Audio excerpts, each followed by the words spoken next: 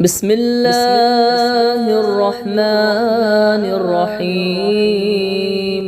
میرے ماموں دیوبندی علماء میں سے ہیں، وہ کہتے ہیں نبی کے وسیلے سے دعا کرنی چاہیے، قبول ہوتی ہے، کیا یہ صحیح ہے؟ صحیح بخاری کے اندر حدیث میں آتا ہے، عمر بن خطاب رضی اللہ عنہ کے دور کے اندر قحط ہوا تو وہ نبی کے چچا کو لے کر آئے اور کہا اللہ جب تک نبی زندہ رہے وہ ہمارے لیے دعا کرتے تھے، اب وہ فوت ہو گئے، آپ کے پاس آئے ہیں، آگے اب یہ ان کا چچا ہے، یہ دعا کرتے ہیں ان کی قبول فرما کر ہمیں بارش عطا فرما دے۔ تو شخصی وسیلے دینا نہ قرآن میں اس کی تعلیم ہے نہ نبی کی حدیث میں اس کی تعلیم۔ السلام علیکم ورحمۃ اللہ وبرکاتہ۔ اللہم صلی علی محمد وعلی آل محمد۔ ناظرین و سامعین کرام، کچھ خارجیوں کا نظریہ اور عقیدہ ہے کہ وسیلہ شرک ہے، اور نعوذ باللہ استغفر اللہ من ذالک، ان کا عقیدہ گندھا یہ بھی ہے کہ حضور پاک صلی اللہ علیہ وآلہ وسلم کے وصال مبارک کے بعد حضور پاک صلی اللہ علیہ وآلہ وسلم کا وسیلہ نہیں لے سکتے۔ یہ عقیدہ قرآن و حدیث کے بالکل خلاف ہے، یہ خارجیوں کا عقیدہ اور نظریہ ہے۔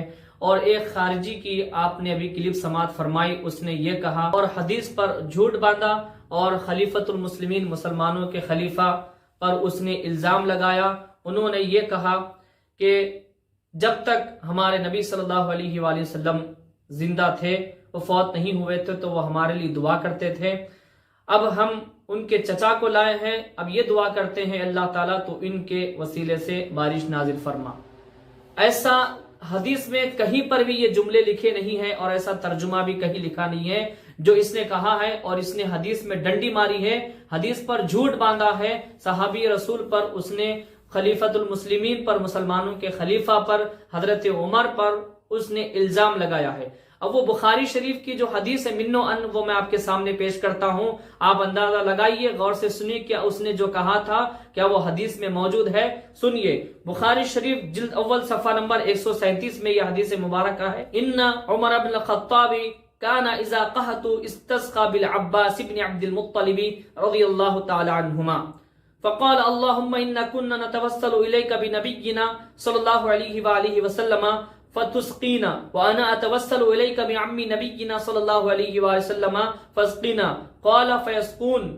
بے شک حضرت عمر بن خطاب قحط کے زمانے میں عباس بن عبد المطلب رضی اللہ تعالیٰ عنہ کے وسیلے سے اللہ تعالیٰ کی بارگاہ میں دعا مانگتے اور عرض کرتے، ہم تیری طرف اپنے نبی کریم صلی اللہ علیہ وآلہ وسلم کو وسیلہ بناتے تھے تو سیراب فرما دیتا تھا۔ اب یہاں پر نہ فوت کے لفظ ہیں نہ وفات کے لفظ ہیں، بلکہ یہ ہے ہم قحط کے زمانے میں تیری طرف نبی کریم صلی اللہ علیہ وآلہ وسلم کا وسیلہ پیش کرتے تو بارش نازل فرماتا۔ یہ الفاظ موجود ہے، یہ نہیں ہے کہ جب نبی زندہ تھے وہ فوت نہیں ہوئے، استغفر اللہ نعوذ باللہ من ذالک، کہ ہم ان کا وسیلہ پیش کرتے تھے۔ آگے ہے، اب ہم تیری بارگاہ میں نبی کریم صلی اللہ علیہ وآلہ وسلم کے چچا حضرت عباس بن عبد المطلب رضی اللہ تعالیٰ عنہما کو وسیلہ بناتے ہیں تو ہمیں سیراب فرما دے۔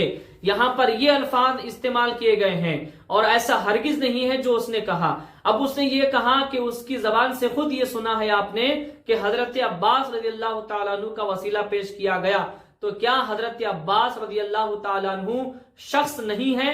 بالکل شخص ہے، کوئی جن کوئی پری نہیں ہے۔ تو اس نے کیا کہا، ایک جملہ یہ بھی کہا، آپ اس کو غور سے سنیں۔ اس نے کہا کہ شخصی وسیلہ دینا یہ قرآن و حدیث کے خلاف ہے، خود ہی بیان کرتے ہیں شخصی وسیلہ دیا وہ شخص ہے، پھر کہتے ہیں قرآن و حدیث کے خلاف ہے، تو تم نے بیان کیوں کیا؟ اب وہ حدیث میں آپ کے سامنے پیش کرنے جا رہا ہوں جو صحیح مسلم شریف کی بالکل صحیح حدیث مبارکہ ہے۔ اس سے واضح طور پر پتا چل جائے گا کہ وصال مبارک کے بعد بھی اور حضور پاک صلی اللہ علیہ وآلہ وسلم کی ظاہری حیات طیبہ میں بھی وسیلہ دینا جائز ہے۔ جیسے حیات طیبہ میں وسیلہ دینا جائز ہے، بالکل ویسے ہی وصال کے بعد بھی وسیلہ جائز ہے۔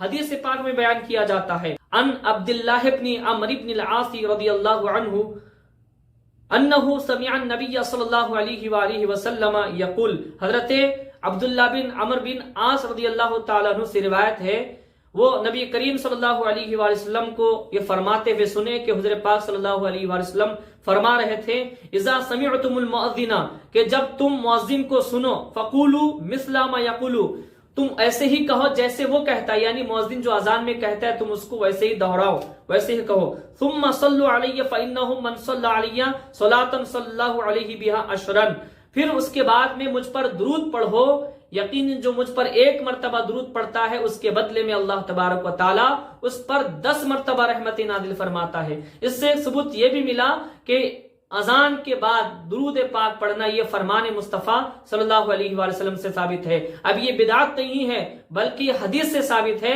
سرکار کا فرمان موجود ہے، صحیح حدیث سے ثابت ہے. حضور صلی اللہ علیہ وسلم نے فرمایا کہ اذان کا جواب دے کر مجھ پر درود پڑھو. پھر آگے فرماتے ہیں ثم صلی اللہ علیہ الوسیلۃ، اور پھر اللہ تعالیٰ کی بارگاہ میں میرے لیے وسیلہ مانگو. یہ خود حضور نے وسیلہ مانگنے کا حکم دیا، صحیح حدیث مسلم کی، اللہ کی بارگاہ میں میرے لیے وسیلہ مانگو.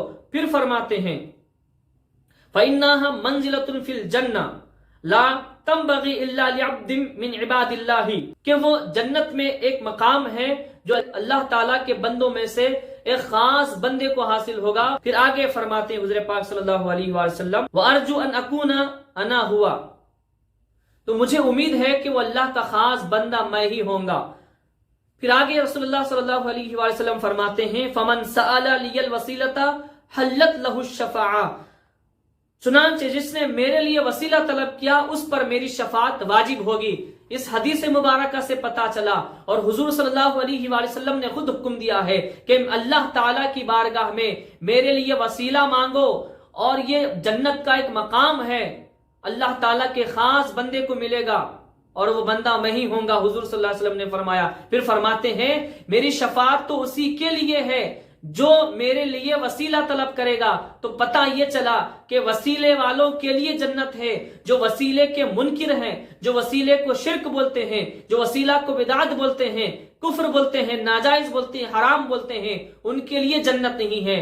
بلکہ وسیلہ تو قرآن و حدیث سے ثابت ہے، وصال کے بعد بھی وسیلہ جائز ہے، حیات طیبہ میں بھی وسیلہ دینا جائز ہے.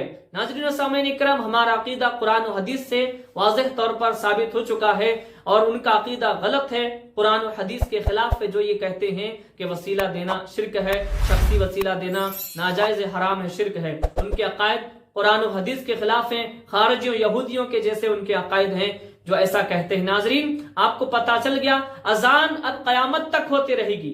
سرکار نے یہ نہیں فرمایا نا کہ جب میرا وصال ہو جائے گا تو تم وسیلہ تلاش مت کرنا. سرکار نے فرمایا اذان کے بعد تم مجھ پر درود پڑھنا، پھر اللہ کی بارگاہ میں میرے لیے وسیلہ مانگنا.